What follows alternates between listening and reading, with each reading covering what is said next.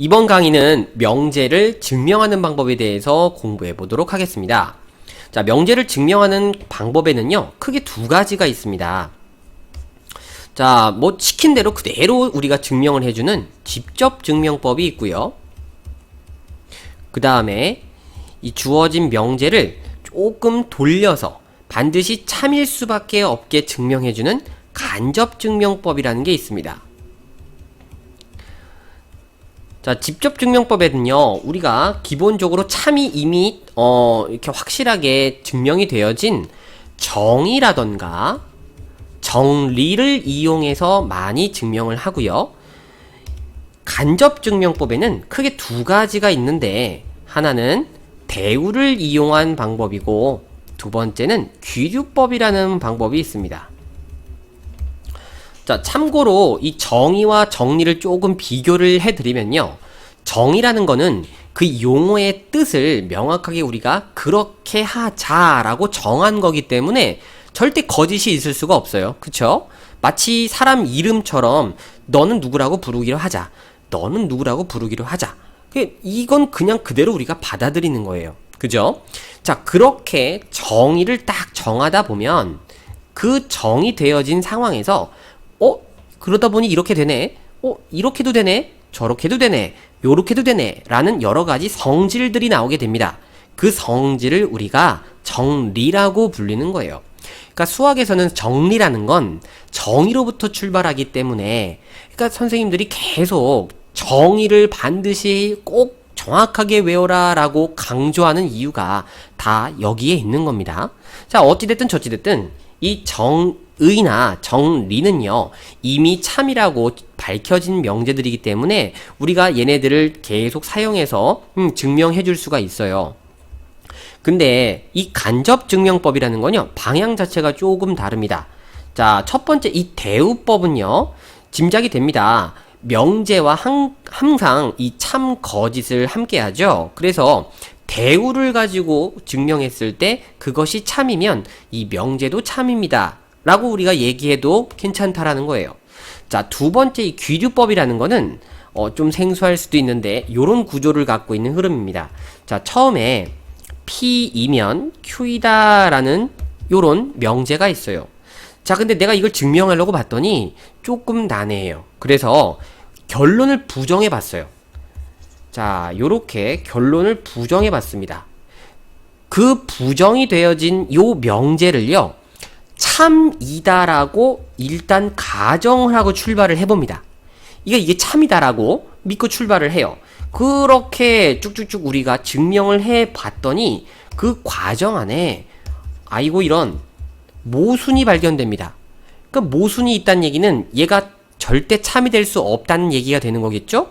그럼 이렇게 부정을 시켰던 아이가 참이 아닌 거짓이다 라고 판별이 됐다면 당연히 이 명제를 가정을 부정했던 본래의 명제는 당연히 이 거짓의 반대 참이 되어질 수밖에 없다라고 요렇게 설명하는 구조예요. 요 대표적인 게 이제 여러분들이 뭐 영화나 만화책 같은 거 가끔 보면요, 이 탐정들이 자, 이 범인은 너야!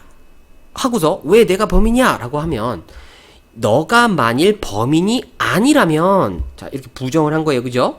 너가 만일 범인이 아니라면 이런 일들은 일어날 수 없어. 모순이 있다라는 겁니다. 그쵸? 그래서 그것은 거짓이기 때문에 너가 범인일 수밖에 없다. 너가 참이다. 라고 요렇게 얘기하는 흐름이 대표적인 귀류법입니다. 자, 요래서 이 명제를 증명하는, 즉 간접 증명법 요 두 가지를 우리가 대표 문제를 통해서 한번 얘기해 보도록 할 거예요. 바로 대표 문제로 넘어가겠습니다. 자, 첫 번째 명제 자연수 A, B에 대해서요. A, B가 짝수이면 A 또는 B는 짝수이다. 자, 요것이 참임을 대우를 이용해서 증명을 한번 해보려고 한다는데, 자, 주어진 명제의 대우를 한번 먼저 얘기해 볼까요? 자, 지금 조건이 두 개가 요거이면 요거이다 라고 구성이 되어 있으니까, 자, 뒤에 있는 조건을 부정하겠습니다. 그러면 A 그리고 B는 짝수가 아닌, 자, 짝수가 아닌 건 뭐예요? 홀수겠죠? 자, 홀수이면 A, B는 짝수가 아니야가 되니까 A, B는 뭐가 되는 거? 홀수가 되는 거. 자, 요거에 대해서 우리가 참임을 밝혀주면 주어진 명제는 참이라고 얘기할 수 있다라는 거겠죠. 그쵸? 자, 그럼 출발을 좀 해보도록 하겠습니다. 자, 일단 A와 B가 홀수라고 되어 있기 때문에 우리는 A하고 B를요, 각각 요렇게 표현을 할 수 있을 거예요. 자, 너희는 2m 빼기 1, 그리고 너는 2n 빼기 1. 여기서 m과 n은 자연수라고 요렇게 세팅할 수 있을 겁니다. 그러면 모든 자연수의 2배를 취하고 1을 뺐다라는 뜻이니까 당연히 A와 B는 홀수가 될 수 있겠죠. 그러면 자, 이거를 이제 우리가 직접 계산을 해보는 겁니다. 얘네들 A하고 B가 홀수로 만들어진 상태에서 두수, 즉 A와 B의 곱을 써주게 되면 A, B는 요렇게 2m 빼기 1, B는 2n 빼기 1이니까 요렇게 곱이 될 거고요. 그럼 너희들 전개를 해주면 4mn 빼기 2n 빼기 2m 플러스 1 요렇게 될 거예요. 근데 얘네들 요 앞에 있는 세 개의 항은요, 요렇게 2로 우리가 묶어줄 수 있고요. 플러스 1만 따로 이렇게 외톨이로 만들어질 수 있겠죠. 그러면 자, 요렇게 생긴 이 식을 우리가 어떻게 해석해 줄 수 있느냐? 이건 2의 배수입니다. 그죠? m과 n은 자연수이기 때문에 요것 결과 또한 무조건 자연수거든요. 그럼 너희들은 무조건 뭔가 2의 배수야. 근데 2의 배수에서 1을 더했어. 그럼 당연히 너는 무슨 수? 아, 이거 홀수라고 우리가 형태를 결론 얘기해 줄 수 있다는 얘기죠. 그래서 A와 B가 홀수면 너희들의 곱 A, B도 홀수다는 참이라고 얘기할 수 있게 된 거죠. 그럼 주어진 명제의 대우가 참이므로 명제도 보다 참이다 하고 이렇게 깔끔하게 증명을 하는 겁니다. 자, 그 다음에 명제 루트 3은 유리수가 아니다. 자, 요거를요, 규유법을 이용해서 우리가 참임을 증명을 할 겁니다. 다음 물음에 한번 답해 보도록 하겠습니다. 자, 첫 번째, 주어진 명제의 부정을 말하시오. 자, 당연히 루트 3은 유리수가 아닌 거가 아니다 니까 당연히 뭐겠어요? 루트 3은 유리수다. 요게 요 주어진 명제의 부정이 되겠죠. 그쵸? 자, 그러면 요거를 우리가 참이라고 가정을 해보고 한번 출발을 해보도록 하겠습니다. 자, 루트 3은 유리수니까요. 유리수의 정의는 뭡니까? 유리수는 분수로 나타낼 수 있는 수를 우리가 유리수라고 얘기하죠. 그래서 요거를 요렇게 쓸 거예요. m분의 n이다. 단 여기서 mn은요, 서로소 관계에 있는 자연수라고 하겠습니다. 왜냐면 이 mn에 대해서 이렇게 서로서로 났다는 건 이게 기하분수다라는 의미를 우리가 부여할 수 있거든요. 그죠? 자, 그럼 이렇게 세팅을 해주게 되면 영락없이 루트 3은 지금 유리수인 상황이에요. 자, 그럼 당연히 루트 계산이 불편하잖아요. 자, 제곱 한번 해봅시다. 그럼 뭐가 되는 겁니까? 3은 m제곱분의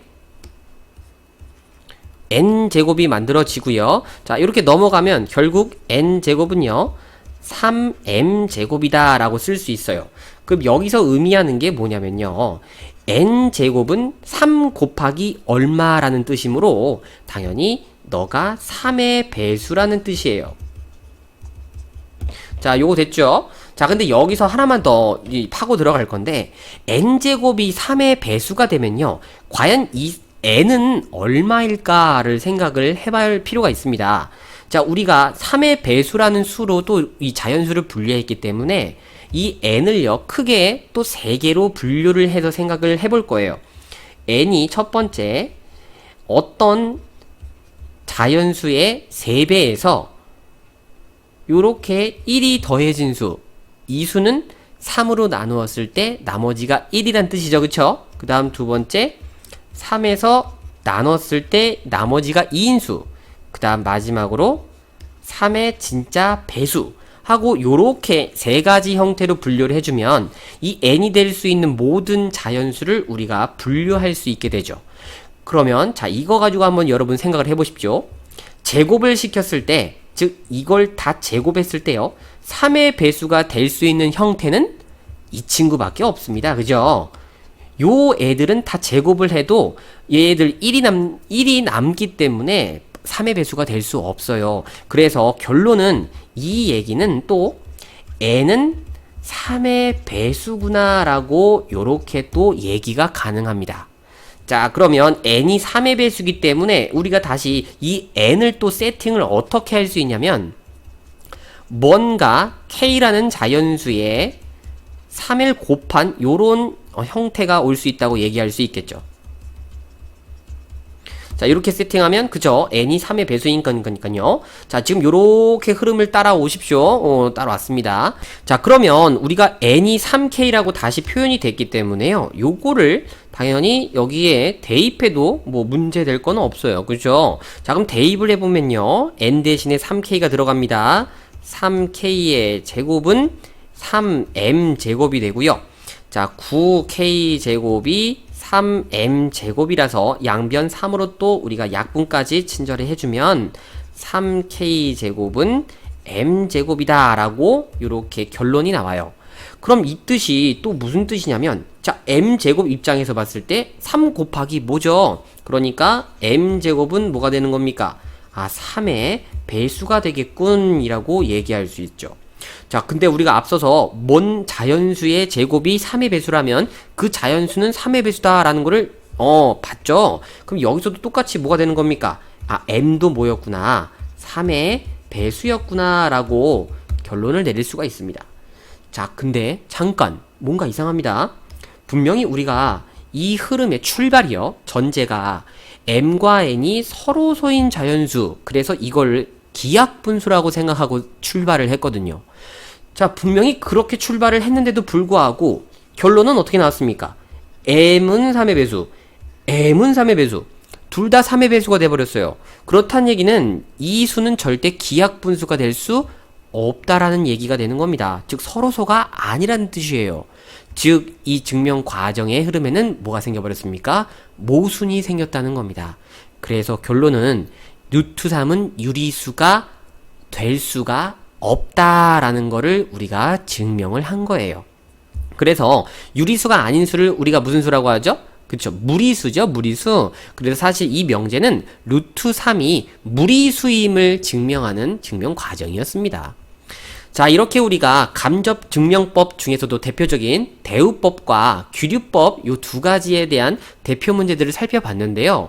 사실 이 문제들은 여러분들이 이 두 문제 가지고는 좀 많이 부족합니다. 그래서 시중에 나와 있는 여러 교과서라든가 아니면은 이 문제집들을 꼭 참고해서요, 경험치를 좀 많이 쌓기를 선생님이 추천드려요. 아무래도 얘네들 증명은 많이 볼수록 많이 유리할 수밖에 없거든요. 그래서 요렇게 명제를 증명하는 내용 정리하도록 하겠습니다.